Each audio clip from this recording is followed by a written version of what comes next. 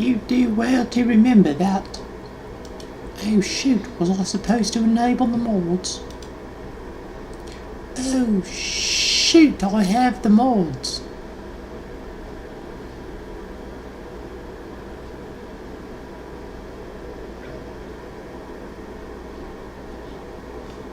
What is this? Oh. Oh. I think I need to disable some of these modules.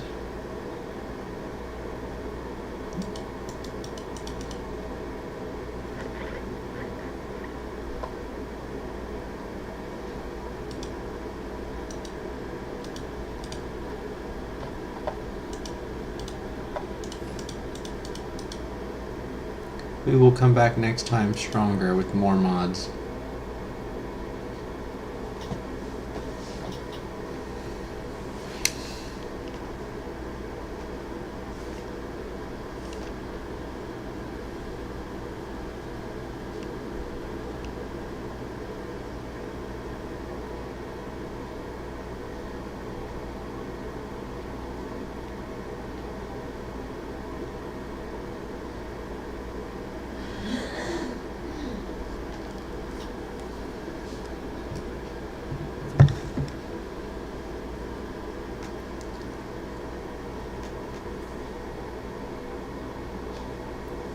Here we go.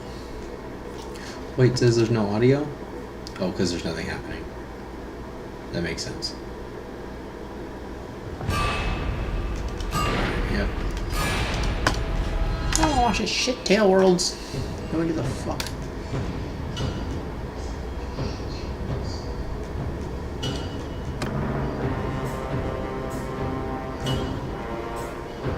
Holy shoot.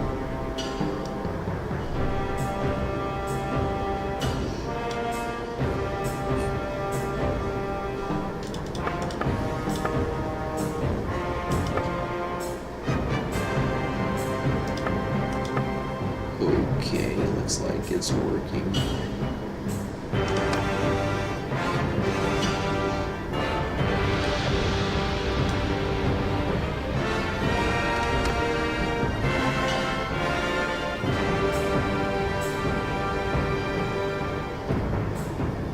Oh, that's too much information.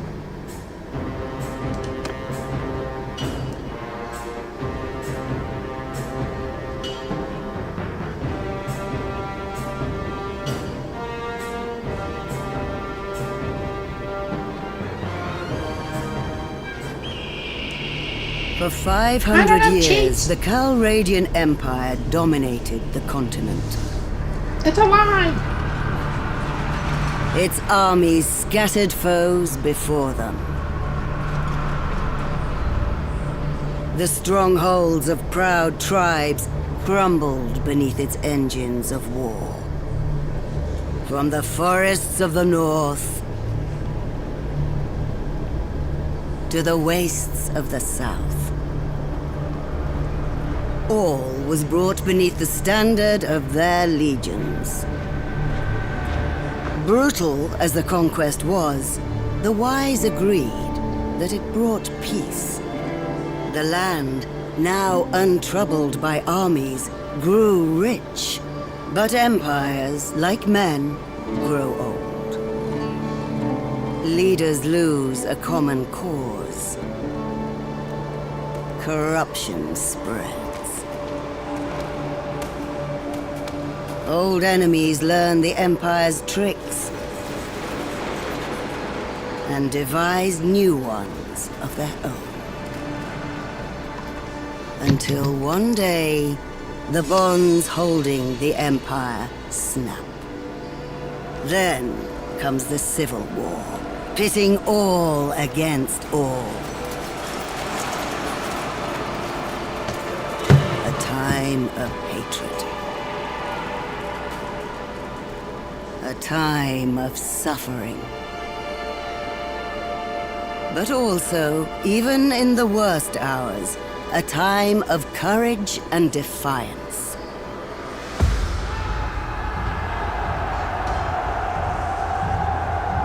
as new leaders arise. From new places and new peoples. To turn back the tides of destruction. And bring forth a new world. From the ashes of the old.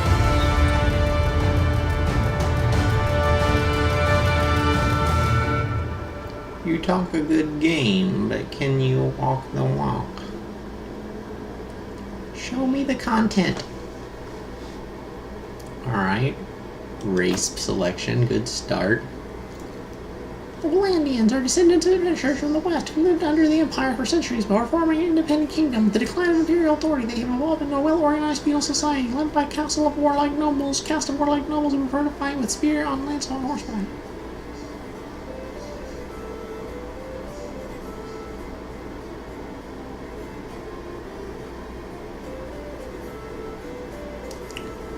Interesting.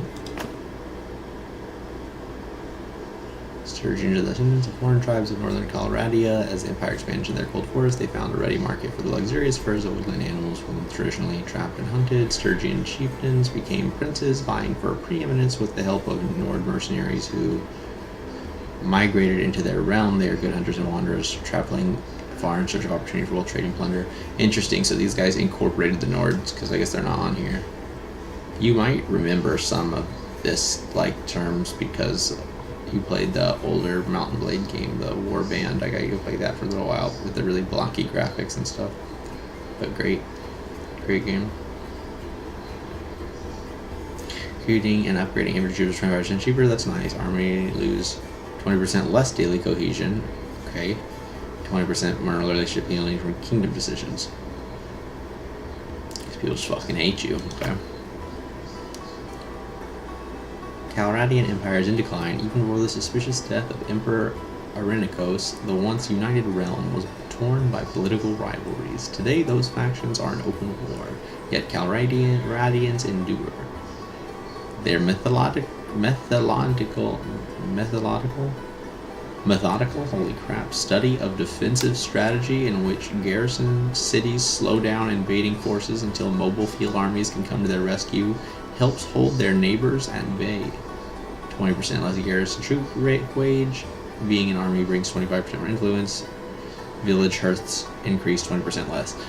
These sound like the worst faction things I've ever seen. What is this?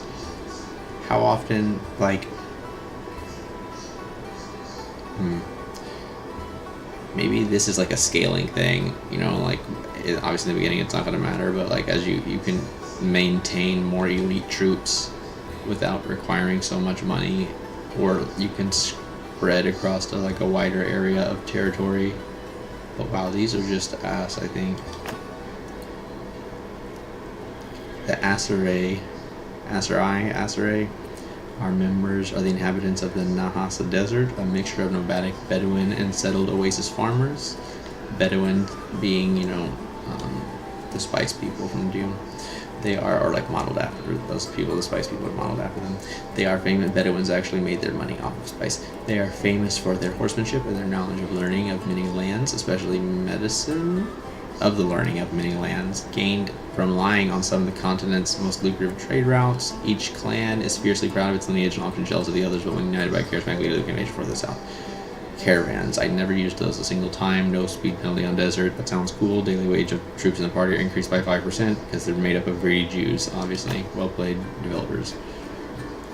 The Kuzayat Confederation of Steppe tribes used to live a nomadic life, but have recently started settling in the eastern frontier of the empire and are slowly transitioning into an agrarian society with permanent town centers. Despite this, they still retain many aspects of their nomadic life, including their affinity with horses. They are masters of mounted archery, shooting, and then galloping out of reach. Mounted troops are cheaper. Extra production to horse, mule, cow, sheep, and villages. 20% less tax income. What the fuck? Motherfuckers better pay your taxes. Batarians. The Batarians still remember the olden days when the woods stretched across northern Calradia, and the Empire and its cities had yet to violate their sanctity. The fierce warriors remain loyal to their traditional ways. They paint their faces when going into battle, and even their noblemen prefer to fight on foot while using great axes and two-handed swords with deadly efficiency. 50% less speed penalty and 15% sight range in forest. Towns owned by Botanian rulers have +1 militia production. 10% slower build rate for town projects and settlements. So they've definitely changed these since I've last played, because they used to all suck, and then the Botanians were like the only ones that were decent. They kept this.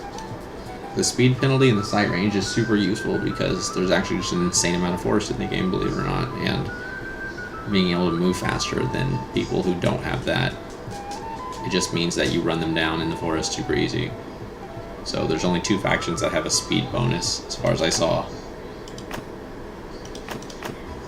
Yeah, and it's the Azure, no speed penalty on desert, and these guys have 50% less speed penalty in the forest, so those are really beneficial. +1 militia production. I don't know if that means that like they're just generating more troops faster. That doesn't sound so bad. But then this bottom one, it really hurts. They added this to really cut into, like, you have to pay a price if you want to pick these guys still. Slower build rate for town projects. I don't know what those are, and it sounds kind of specific, which is like not so bad. Maybe like other things aren't hindered, but I like building shit in my settlement, so that's sad. These guys used to be pretty cool, but now they seem ass. These guys are like always the most boring faction that everyone wants to pick, and they also seem to have like made them the coolest stuff. So these guys seem like the obvious choice now. I don't understand. There's 10% production of villages around to castles, which is like a lot of the villages, almost all of them, I think. 5% more renown from the battles. So, I don't know, you just become a Vlandian and you just go make your fame being a mercenary. I have this tiny little pupper at my feet right now looking at me, and it's just incredibly cute. Holy smokes, what a pupper. Look at those wrinkles. How many wrinkles? Look at the squeaks. Listen to the squeaks. Squeak for the microphone? Squeak for the microphone?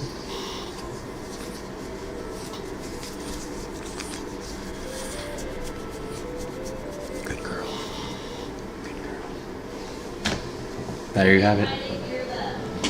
There you have it.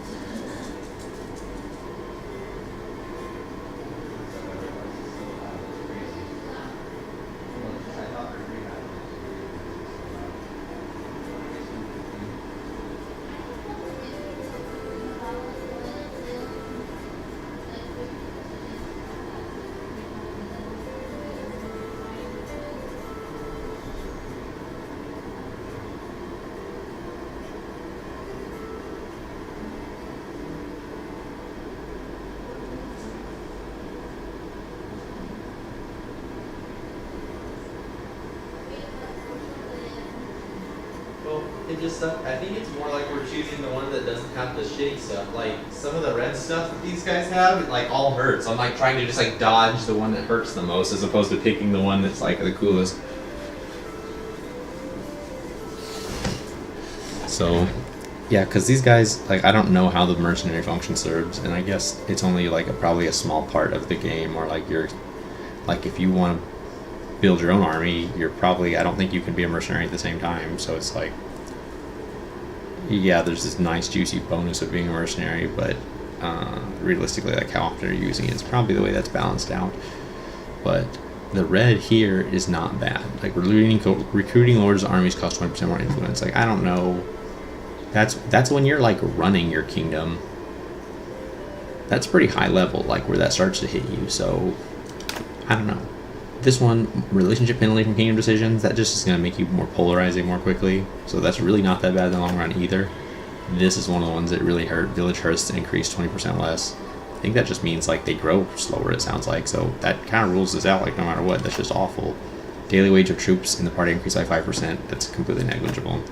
20% less tax income from towns doesn't feel negligible. That sounds painful. So the Crusade and the Empire really hurt. and then so does the Batanians. So really, these three are the only factions that don't hurt so bad. The Sturgians are like, and their bonuses are pretty whatever. It's like recruiting and upgrading infantry is cheaper. Okay, and that's nice. Like that does allow you to probably like amass a lot of troops really quickly whenever you like die. You know, so maybe this is a good faction for me because I like to take risky fights, and sometimes I lose them, and then I lose my whole army. So this would make that cheaper to replace them. And what sucks, like, so the red is not big a deal. This no speed penalty on desert seems really remarkably useful, so I love that. And then the caravans being cheaper to build doesn't see, it's like whatever, but the less trade penalty, I wonder if that applies separately than the caravans. That's just like money, because that could be huge. I mean, I could be like almost making 10% more money or something like that. And like I said, the 10% production bonus that to villages that are bound to castles, that sounds really good. And then this isn't so bad. And this sounds really good. So the Valandians and the Aserai both stand out as like really cool factions. And they couldn't be more different. The Valandians are like the classic medieval knights. And then the Aserai are like the desert faction. You get camels and 15% income. That's not bad. Give me the squeaks. Yeah, so you get more renown and more income while serving as a mercenary. So I was saying that like who know, like that's really cool like while you're doing it. And so like for like a little bit, like especially the early game, it seems really cool. Like maybe you accelerate faster because of that, and then you start out in a better place.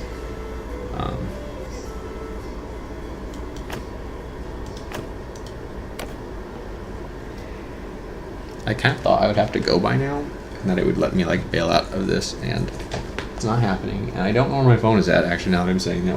How have I lost my phone? Because I'm like, I don't have to make a character. Like, randomize.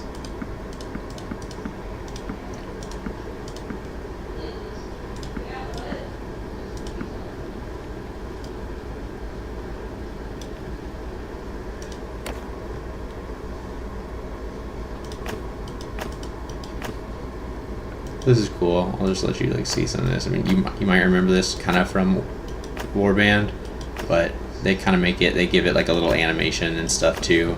You also get to see like a visual representation of like what your parents looked like based on these selections, and then it gives you stats based on it. So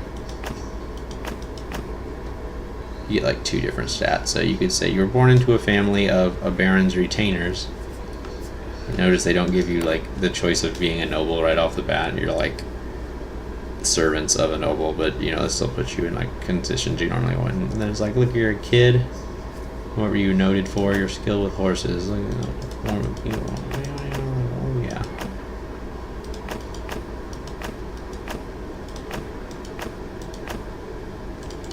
Your way with people. And then I got a little bit bigger. Now I'm herding the sheep. I got a hammer. I'm gathering stuff. Herd those sheep, boy.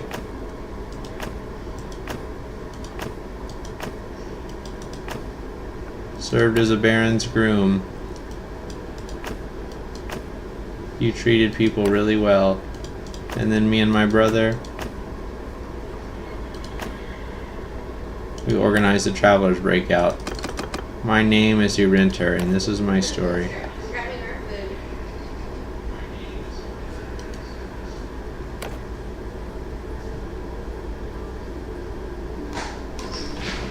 Brother, it's been 3 days now we've been tracking those bastards. I think we're getting close.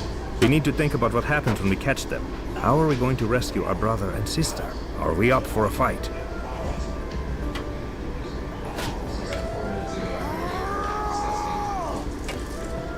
Die, dog!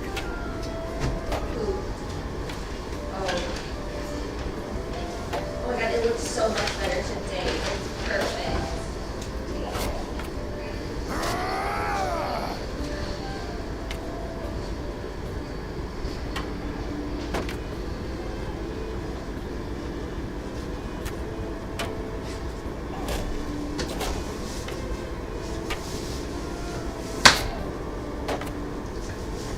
I'm gonna hit a lick of the Starbies, and then that's not really what that means, but then I'm gonna go run over there and come back.